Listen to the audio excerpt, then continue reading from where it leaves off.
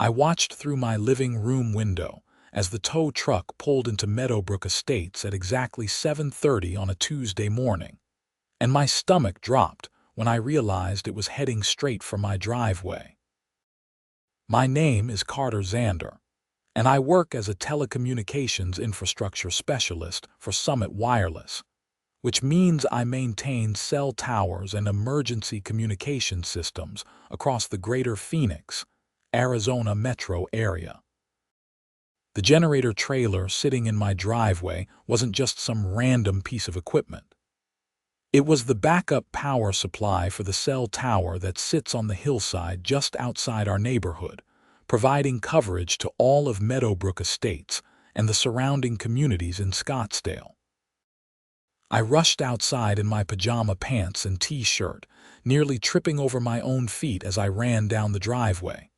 The tow truck driver, a middle-aged guy with a beer gut and a clipboard, was already hooking up the trailer to his truck. "Hey, what are you doing?" I yelled, waving my arms. "You can't take that." The driver barely glanced at me. "Got a work order from your HOA. Says this trailer's been parked here illegally for 2 weeks. That's ridiculous. I have written permission from the property management company to keep that here temporarily. We're doing maintenance on the primary power system at the cell site." He shrugged and continued working. "Take it up with your HOA, buddy. I just follow the work orders." That's when I heard the clicking of heels on pavement behind me. I turned to see Brenda Hutcherson, the president of our HOA board, walking toward us with her phone out, probably recording everything. Brenda was exactly what you'd picture when someone says, "HOA Karen." She was 48 years old with an asymmetrical blonde bob haircut that probably cost more than my monthly car payment. Designer athleisure where despite never actually exercising, and an expression that suggested she'd just smelled something unpleasant. "Good morning, Carter," she said in that saccharine voice that made my teeth hurt. "I see you got our notice about the trailer." "What notice? I didn't get any notice." She tapped on her phone. "I sent an email to all residents last Thursday about unauthorized commercial vehicles on residential property. The trailer has to go." "Brenda, that's not a commercial vehicle. It's emergency equipment. That generator powers the cell tower that gives everyone in this neighborhood their phone service. The HOA bylaws are very clear. No commercial vehicles, trailers, boats, or recreational vehicles may be stored in driveways for more than 24 hours. You've had that eyesore sitting there for 13 days. I took a deep breath, trying to stay calm. "It's temporary. We had a lightning strike damage the primary power system at the tower site. I've been running this generator to maintain cell service while we wait for replacement parts. The new equipment arrives this Friday." "That's not my problem," Brenda said, crossing her arms. "Rules are rules. Everyone else manages to follow them." The tow truck driver was almost done hooking up the trailer. I pulled out my phone to call my supervisor, but then I noticed I only had 1 bar of service. The generator must have been running low on fuel anyway, which meant the tower was already switching to battery backup. "Look, if you tow this generator, the entire neighborhood is going to lose cell service within a few hours. The tower has battery backup, but it only lasts about 4 hours maximum." Brenda rolled her eyes. "Oh, please, don't be so dramatic. We all have Wi-Fi.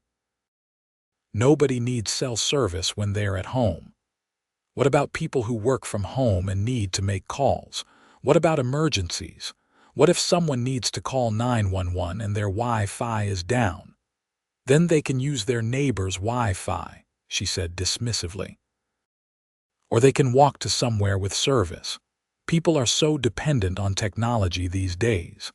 A few hours without your precious cell phone won't kill anyone." I wanted to explain that it wouldn't be just a few hours, that once the battery backup died, it would take time to get the generator back and reconnected, but the tow truck driver had already finished his work. "All done," he announced. "Where am I taking this?"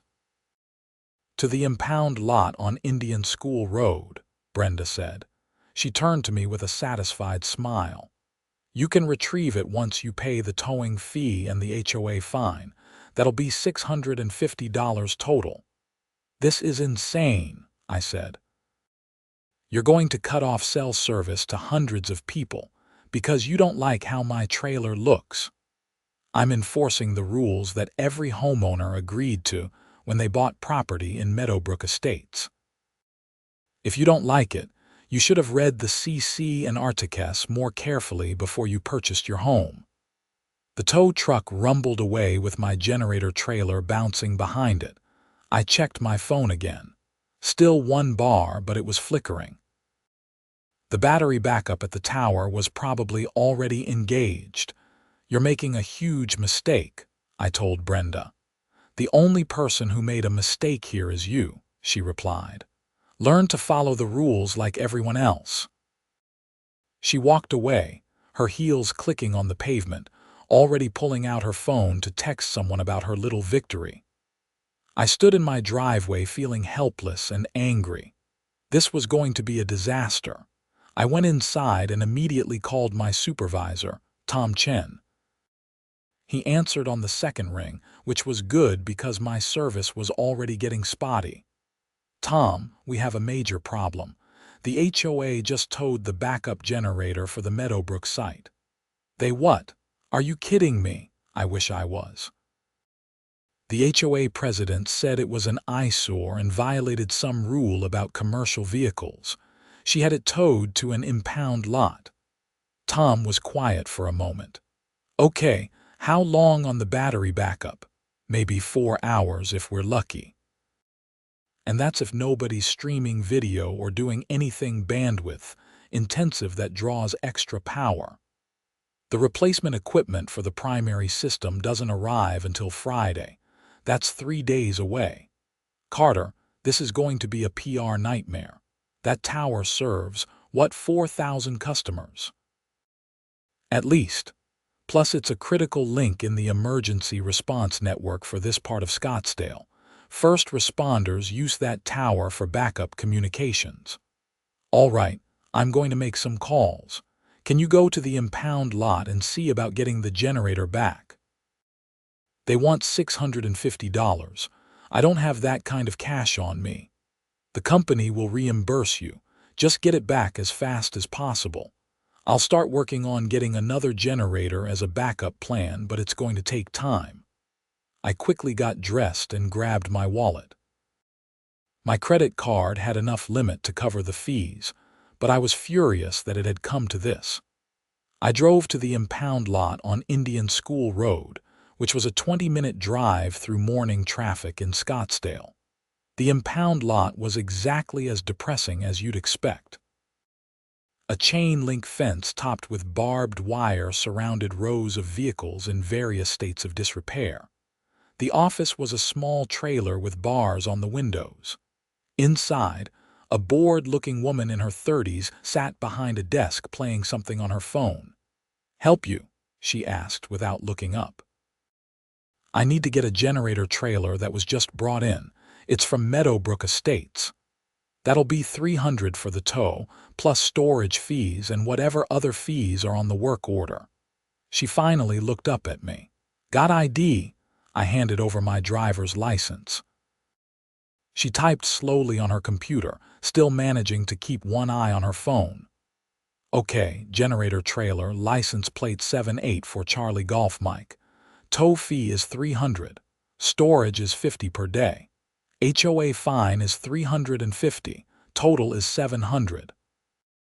It hasn't even been here for a full day. Why is there a storage fee? We charge for any part of a day. You want it or not?" I gritted my teeth and handed over my credit card. As she was processing the payment, my phone started showing no service in the corner. The battery backup at the tower had died. It had been less than 3 hours. "Your card's declined," the woman said. "What? That's impossible. Try it again." She swiped it again. Still declined. You got another card. I pulled out my debit card, praying I had enough in my checking account. The card reader seemed to take forever, but finally it went through. She handed me a receipt and a claim ticket. Bay 14. Around the back. I walked around the building to find my generator trailer sitting among a collection of beater cars and a boat with a tarp over it. The trailer was undamaged, which was good, but when I checked the generator itself, I discovered they'd drained the fuel tank. Safety procedure, probably, but it meant I couldn't just hook it up and drive it back to the tower site. I called Tom again. The call kept dropping because of the lack of service, but I finally got through using Wi-Fi calling from a business nearby. Tom, I've got the generator, but they drained the fuel. I need to get it to a gas station and fill it up, then take it to the tower site. That's going to be at least another hour and a half. Carter, it's already hitting the fan here. We're getting hundreds of customer complaints. The emergency services coordinator for Scottsdale PD just called asking why that sector is down. You need to move faster. I'm doing the best I can. This isn't my fault. I know. Just get that generator online as fast as possible. I hitched the trailer to my truck and drove to the nearest gas station. The generator held 80 gallons, and at the pump's slow flow rate for a container that size, it took almost 45 minutes to fill up. Then I had to drive out to the tower site, which was located on a hillside accessible only by a dirt maintenance road. The site was a fenced compound containing the cell tower itself, a small equipment shelter, and the connection points for the primary and backup power systems. I used my key card to get through the gate and started the process of reconnecting the generator. It should have been simple, but one of the quick disconnect fittings had been damaged during the towing process. I had to jury-rig a connection using spare parts from my truck, which took another 30 minutes. By the time I finally got the generator running and the tower back online, it was almost 1 in the afternoon. The service had been down for over 3 hours. My phone immediately started buzzing with notifications, texts, and missed calls. I drove back to Meadowbrook Estates, dreading what I was going to find. I wasn't disappointed.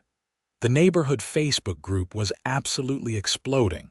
People were furious about losing cell service all morning. Several people mentioned missing important work calls. One woman said she tried to call 911 when her elderly father had a medical emergency and had to drive to a neighbor's house to use their landline instead. But the most ominous post was from someone named Richard Moss, who identified himself as a real estate attorney.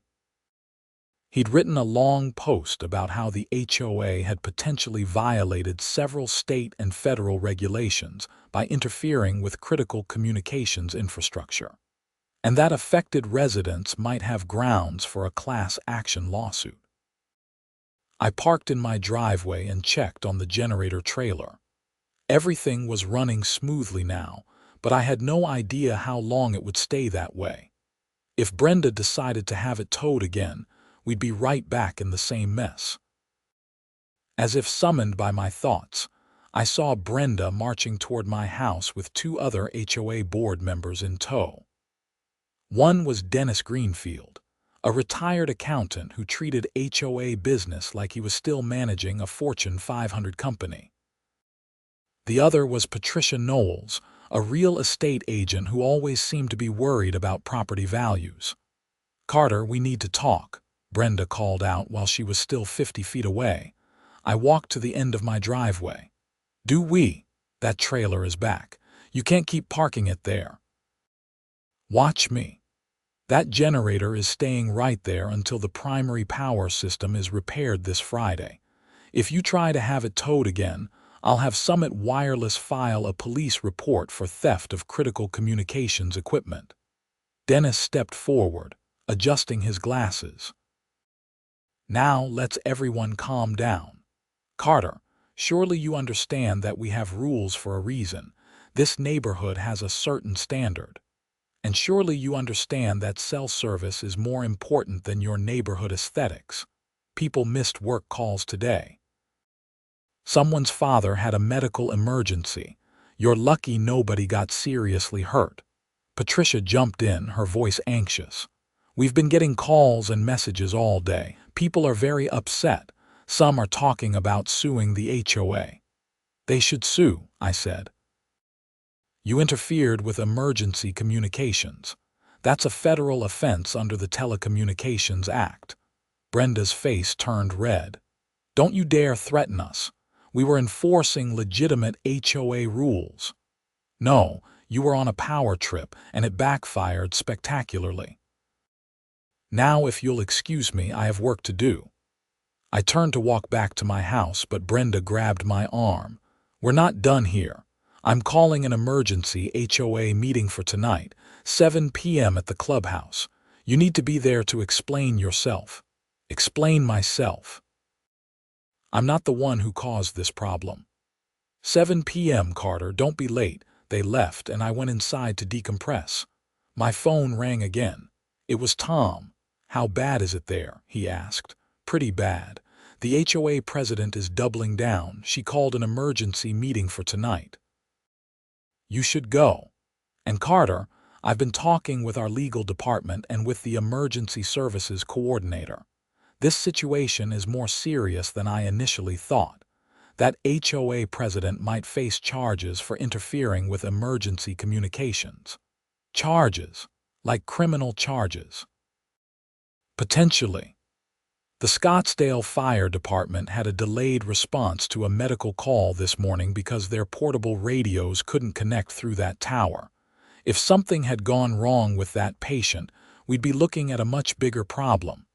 As it is, the city is not happy. The HOA president isn't going to take this well. That's not your problem. Your job is to keep that generator running and that tower operational. Let the lawyers and the authorities handle the rest. We hung up, and I spent the rest of the afternoon monitoring the generator and checking the tower's performance. Everything was stable, but I couldn't shake the feeling that this was far from over. At 6:45, I walked over to the clubhouse. Meadowbrook Estates Clubhouse was a Spanish-style building with a pool, a small gym, and a meeting room that the HOA used for their monthly gatherings. When I arrived, the parking lot was packed. It looked like half the neighborhood had shown up. Inside, the meeting room was set up with rows of chairs facing a table at the front where the HOA board sat. Brenda was in the center, flanked by Dennis and Patricia. Two other board members, whose names I could never remember, sat at the ends. The room was buzzing with conversation and the mood felt tense. I found a seat near the back. Several neighbors nodded at me, their expressions sympathetic.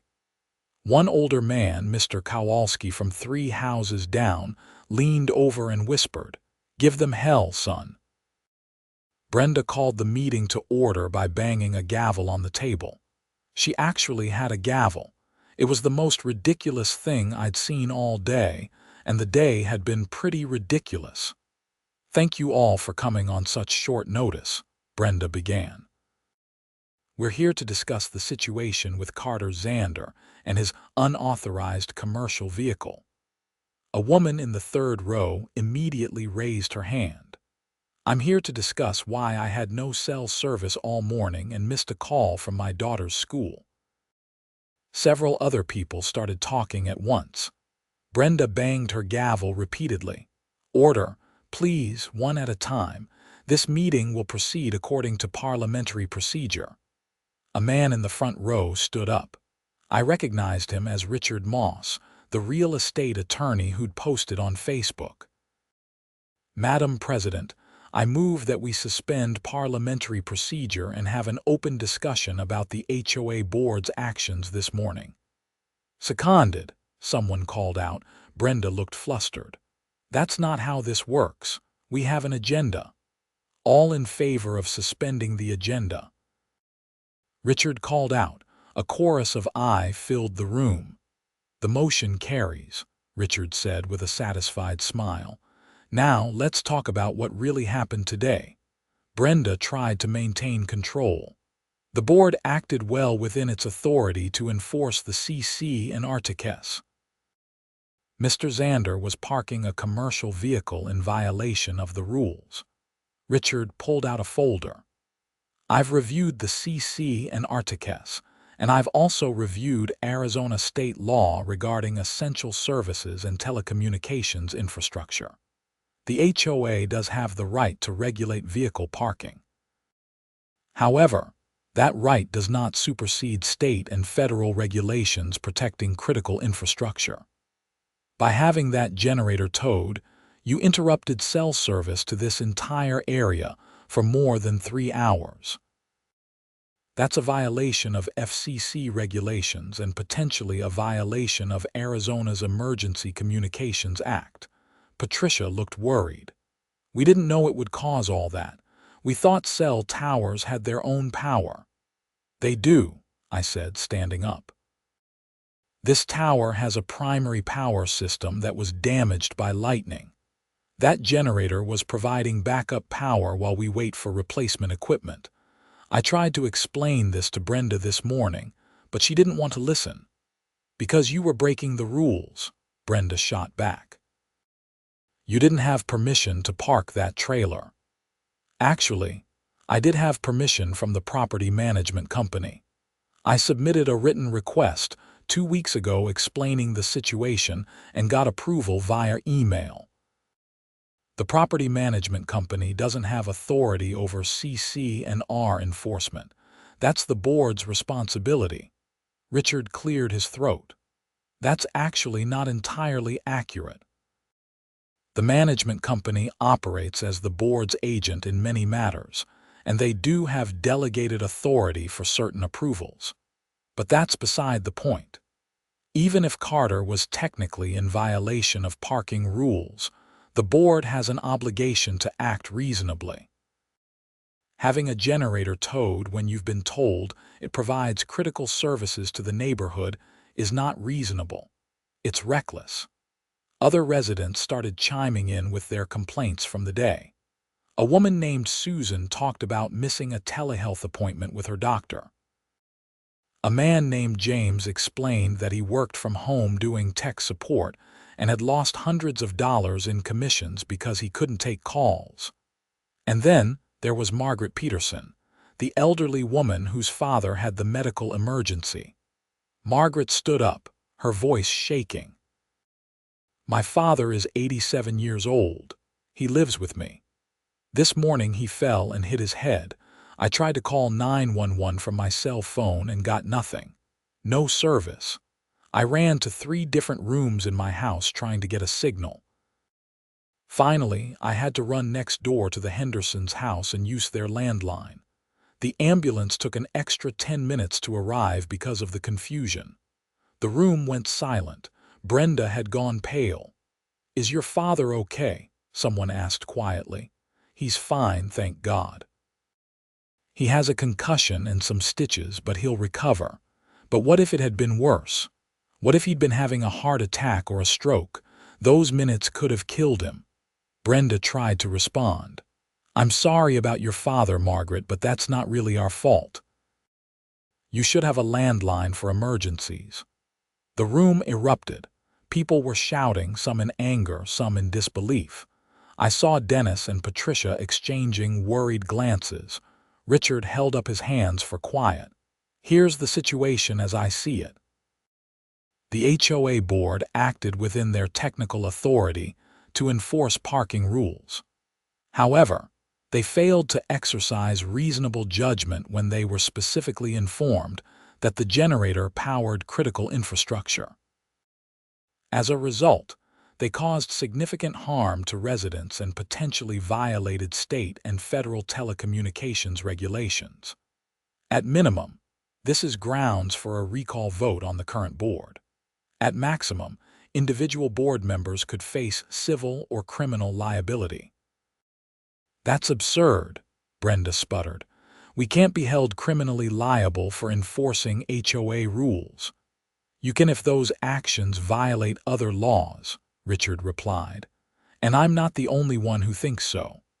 I spoke with the Scottsdale City Attorney's office this afternoon.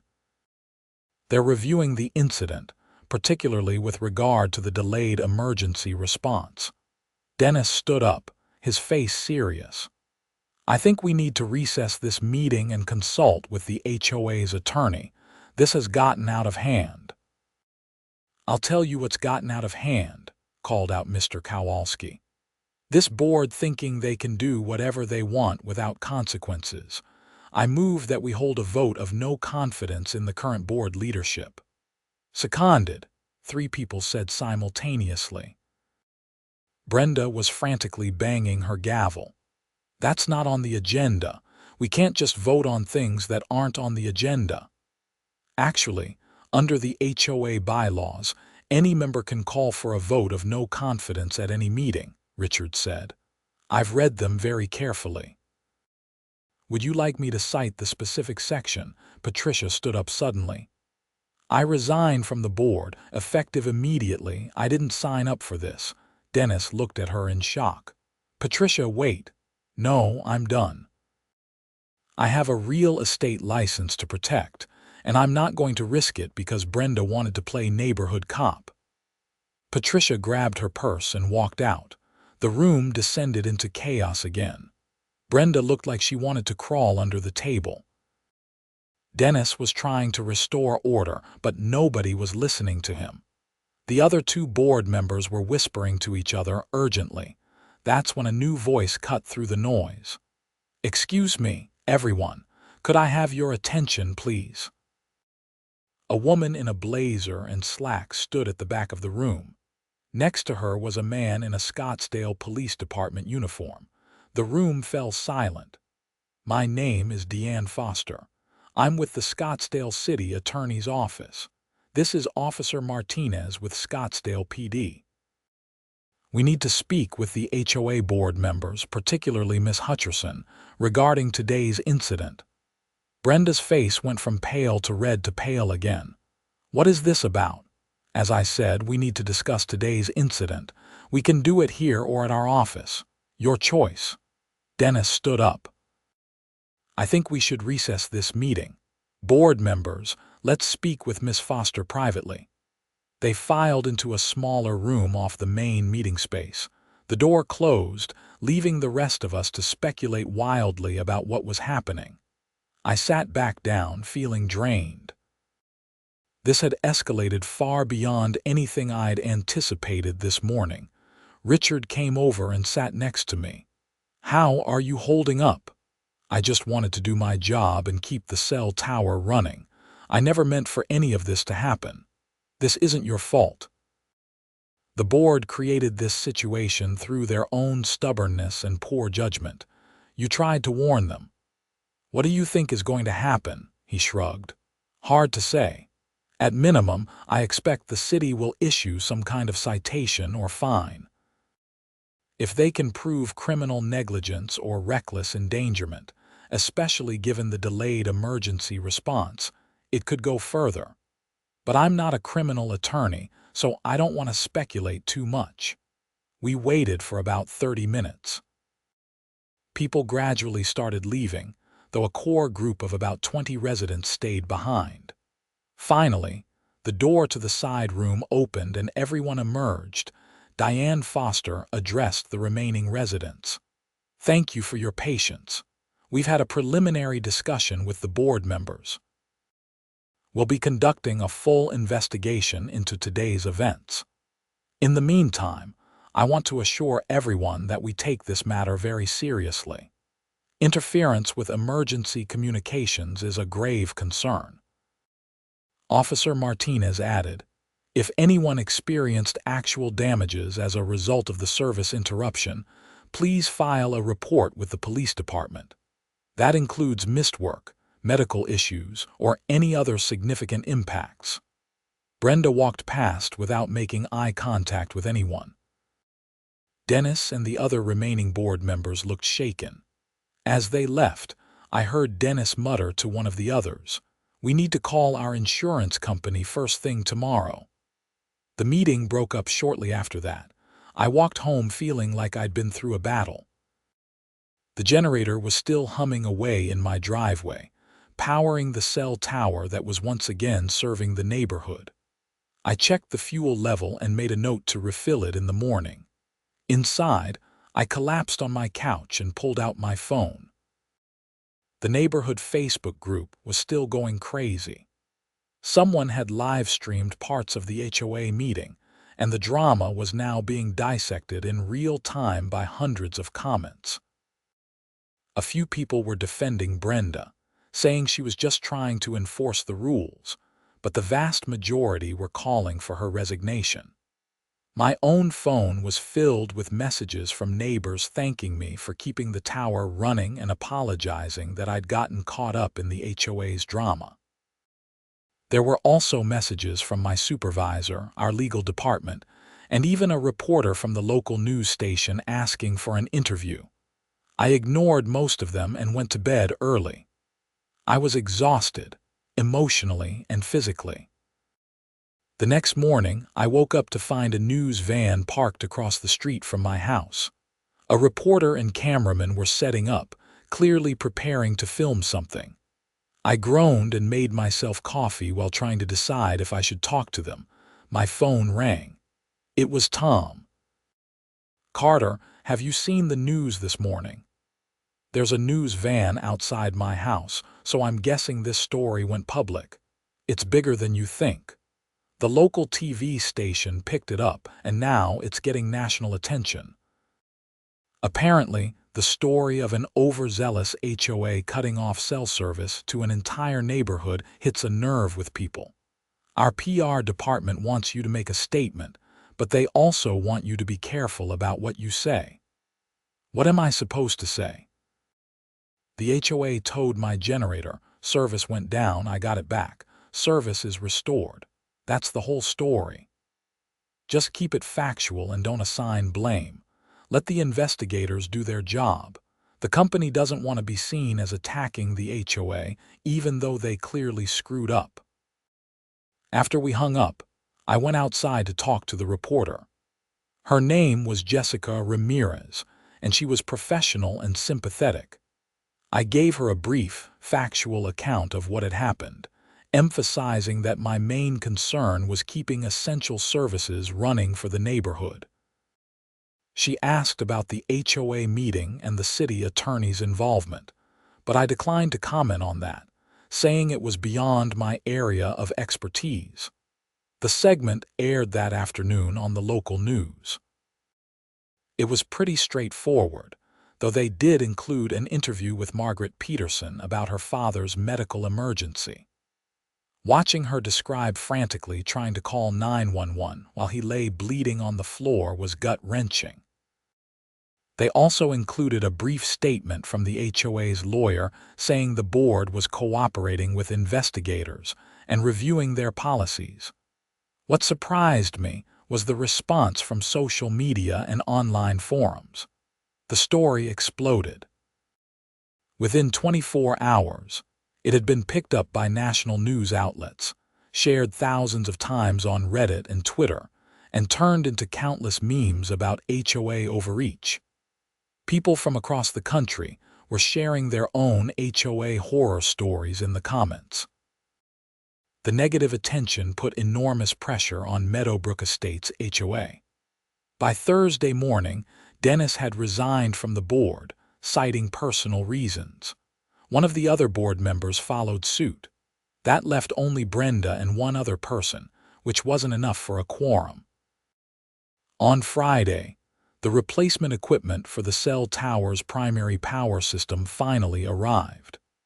I spent the entire day at the tower site with 2 other technicians, installing the new components and testing everything thoroughly.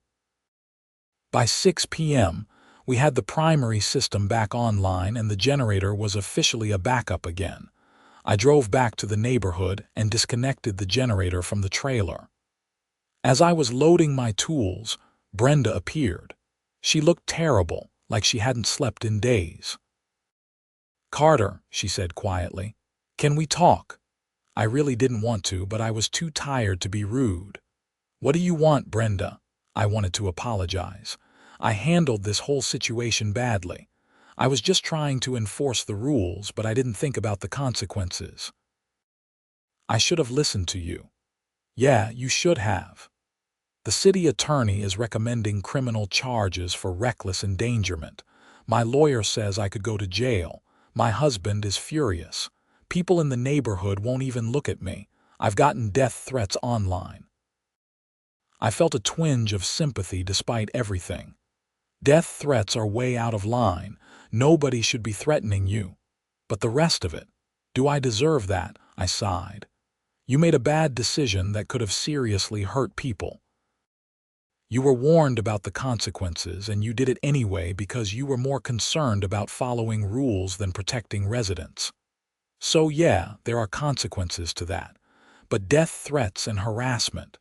No, you don't deserve that." She nodded, tears in her eyes.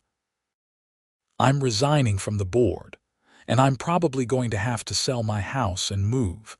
I can't live here anymore, not with everyone hating me. That's probably for the best." She walked away without another word. I finished loading the generator and drove it back to the Summit wireless facility. My part in this mess was finally over. The legal consequences played out over the next several weeks. The city attorney's office did file charges against Brenda, but they were relatively minor misdemeanors for interfering with emergency communications. She ended up pleading guilty and received a sentence of community service, probation, and a fine. No jail time, which honestly seemed fair to me. The HOA held an emergency election to fill the vacant board positions. Several residents stepped up, including Richard Moss, the attorney who'd been so helpful at the meeting. The new board immediately passed a resolution creating an exception for essential infrastructure equipment and establishing a review process before any towing actions could be taken. Margaret Peterson's father made a full recovery from his fall. She thanked me personally one day when I ran into her at the grocery store, saying she was grateful that the incident had led to changes that might prevent something similar from happening to someone else. Summit Wireless reimbursed me for the towing and impound fees. Plus, they gave me a bonus for handling a difficult situation professionally. My supervisor, Tom, told me the company was reviewing its procedures for temporary equipment placement to make sure they had ironclad permissions in place before parking generators in residential areas. As for Brenda, she did end up selling her house and moving away. I heard through the neighborhood grapevine that she'd moved to Tucson. I hope she learned something from the experience, but I kind of doubt it. Some people are just hardwired to prioritize rules over common sense. The national media attention faded after a week or so, replaced by whatever the next outrage was. But the story lived on in online forums about bad HOAs, usually with the headline, "HOA Karen cuts off neighborhood cell service over parking violation." It became a cautionary tale about HOA overreach and the importance of using judgment rather than blindly following rules. For me, life went back to normal pretty quickly. I kept doing my job, maintaining cell towers and making sure people had the communication services they depended on. I attended a few HOA meetings to make sure the new board was actually following through on their reforms, and they seemed genuinely committed to doing better. The whole experience taught me something important about the nature of authority and power. People like Brenda get into positions like HOA president because they genuinely want to serve their community and maintain standards. But somewhere along the way, some of them lose sight of the fact that rules are supposed to serve people, not the other way around. They become so focused on enforcement that they forget to ask whether enforcing a particular rule in a particular way actually makes sense. In Brenda's case, she was so determined to enforce the parking rules that she ignored clear warnings about the consequences. She prioritized the appearance of the neighborhood over the actual well-being of the people living in it. And when reality caught up with her, she paid a heavy price. The irony wasn't lost on me that the thing which finally brought accountability to an overreaching HOA was something as simple as a cell phone tower.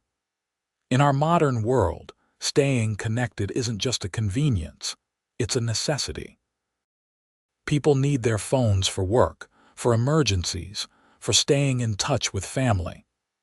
When you take that away, even for a few hours, the consequences ripple out in ways you can't predict. One Saturday afternoon, about a month after everything had settled down, I was out front washing my truck when Mr. Kowalski came walking by with his dog. He stopped to chat, as he often did. "That whole business with the generator sure was something," he said. "I've been in this neighborhood for 15 years and I've never seen anything like it." "It got pretty crazy," I agreed. "You know what the real lesson is? It's that HOAs need to remember they work for the homeowners, not the other way around. Brenda forgot that. She thought being president made her some kind of queen who could do whatever she wanted. The new board seems better. They are. Richard and the others actually listen to people. They ask questions before they act. That's how it should be." He was right.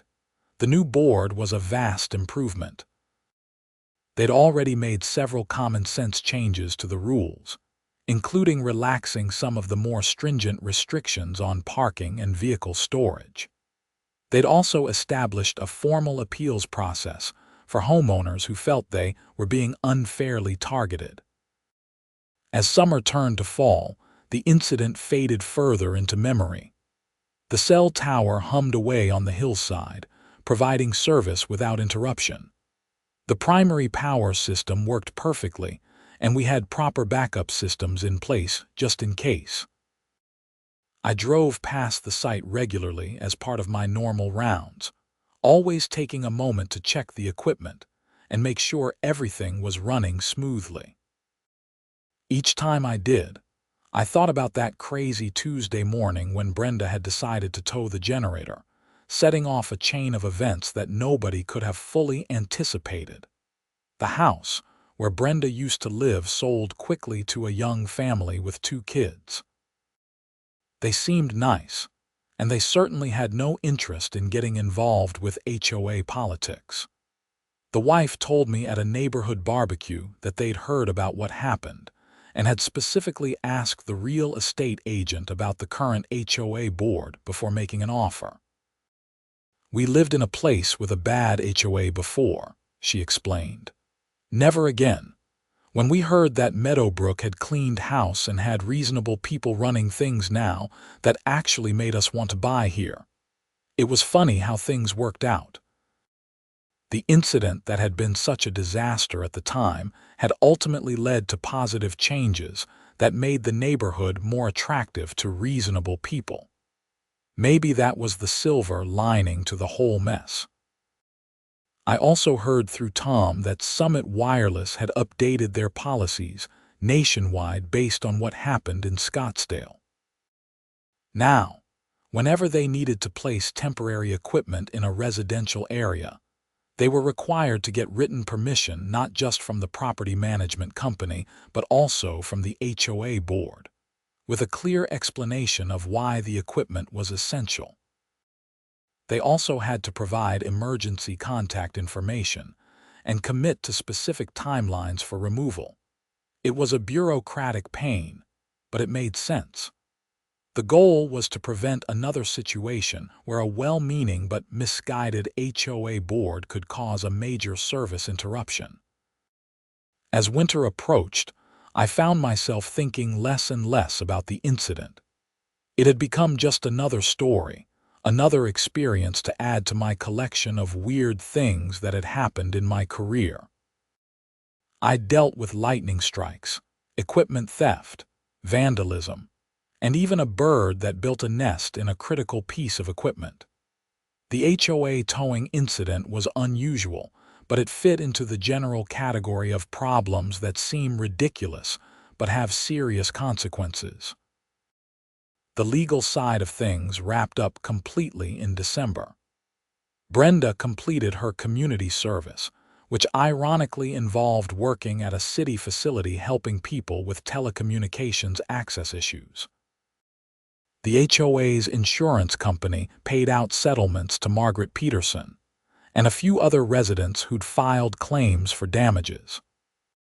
The total cost to the HOA was somewhere in the range of $50,000, which led to a special assessment of $200 per household to cover the shortfall. People weren't happy about that, but they understood it was necessary. The new board was transparent about the finances and explained exactly where the money had gone. That transparency went a long way toward rebuilding trust. On Christmas Eve, I was doing a routine check of my assigned tower sites when I stopped by the Meadowbrook location. It was a cold, clear night, and I could see the tower lights blinking steadily against the dark sky. Everything was running perfectly. I stood there for a few minutes, listening to the hum of the equipment and thinking about how something as simple as a generator trailer in a driveway had turned into a news story, a legal case, and a cautionary tale about HOA governance. It was absurd when you thought about it, but also somehow very human. People make mistakes, especially when they have a little bit of power and a lot of certainty that they're right. The key was learning from those mistakes and doing better going forward. The new HOA board seemed to understand that. They'd created systems and processes designed to prevent another Brenda from causing similar problems. Would it work perfectly? Probably not. There would always be conflicts and disagreements in a community of hundreds of people, but at least they were trying. I got back in my truck and drove home, ready to spend Christmas with my family and not think about cell towers or HOAs for a few days. As I pulled into my driveway, I noticed several of my neighbors had their Christmas lights up, including the young family who'd bought Brenda's old house. Their lights were bright and cheerful, a nice addition to the neighborhood. My phone buzzed with a text from Tom. "Merry Christmas. Thanks for all your good work this year. That Scottsdale situation could have been a disaster, but you handled it perfectly." I texted back, "Thanks. Merry Christmas to you too." Then I went inside, poured myself a drink, and settled in for a quiet evening. The generator incident was behind me, the cell tower was running smoothly, and the neighborhood had learned a valuable lesson about the importance of reasonable governance. All in all, things had worked out about as well as they could have. The final chapter in the saga came the following spring when I received a letter from the new HOA board. They were establishing an annual award called the Community Service Recognition Award, and they wanted to give the first one to me for my professionalism and dedication during the generator incident. I was invited to accept the award at the annual HOA meeting in April. I wasn't sure I wanted to go, given my history with HOA meetings at this point, but my neighbors encouraged me. "It'll be good for the community to have some positive attention for once," Mr. Kowalski said, so I went. The meeting was nothing like the chaotic gathering back in August. It was calm, organized, and even a bit boring, which was exactly how an HOA meeting should be. Richard Moss, now serving as president, gave a brief speech about the importance of learning from past mistakes and working together to make Meadowbrook Estates a better place to live. Then he called me up front and presented me with a plaque. It read, "Presented to Carter Xander in recognition of his professionalism, dedication to public service, and commitment to keeping our community connected. Meadowbrook Estates, HOA, April 2025. People applauded. A few took pictures. It was nice, actually. A positive ending to what had started as a nightmare. Afterward, several neighbors came up to thank me again and to express their appreciation for the new board's approach to governance. There was a sense of optimism in the room, a feeling that the community had turned a corner and was headed in a better direction. As I drove home that night with the plaque on my passenger seat, I reflected on everything that had happened since that Tuesday morning when I'd watched the tow truck pull into the neighborhood. It had been stressful, frustrating, and occasionally surreal. But it had also been a reminder of why my job mattered, and why it was important to stand up for what was right, even when dealing with people who were determined to enforce rules without regard for consequences. The generator that had caused so much trouble was now safely stored at the Summit Wireless facility, ready to be deployed whenever another tower needed backup power. The primary power system at the Meadowbrook site had been upgraded and was running flawlessly. And the neighborhood itself had emerged stronger and more unified, with a governance structure that actually served the residents rather than controlling them.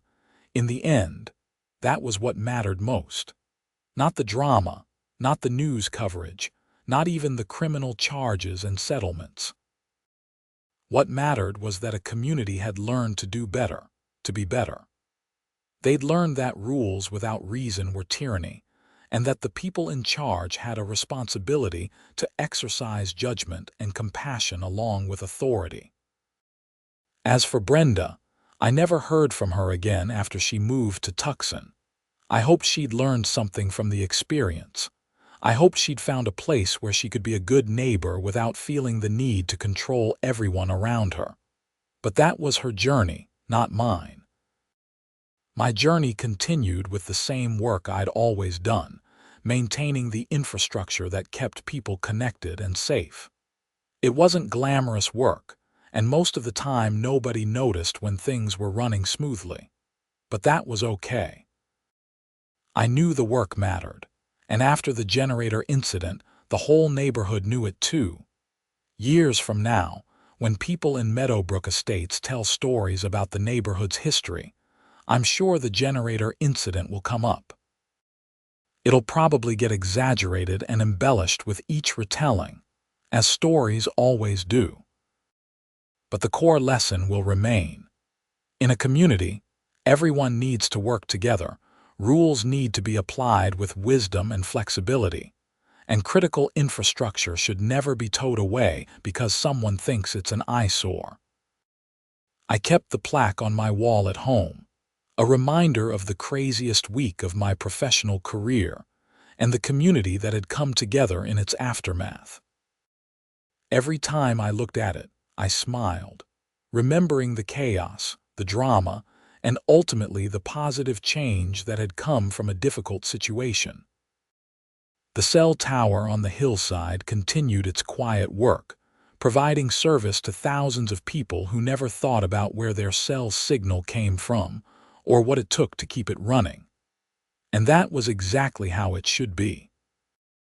Infrastructure should be invisible until it isn't, and when it isn't, people should remember why it matters. That was the real lesson of the generator incident. Not that HOAs are bad or that rules don't matter, but that common sense, compassion, and understanding consequences need to be part of any decision-making process. When you forget that, when you prioritize procedure over people and appearance over function, you create problems that hurt everyone. The new Meadowbrook Estates HOA board understood that. They'd learned it the hard way, but they'd learned it thoroughly. And as I continued living in the neighborhood, attending the occasional meeting and watching the board handle various issues with thoughtfulness and care, I felt confident that the lessons from that crazy August week wouldn't be forgotten anytime soon.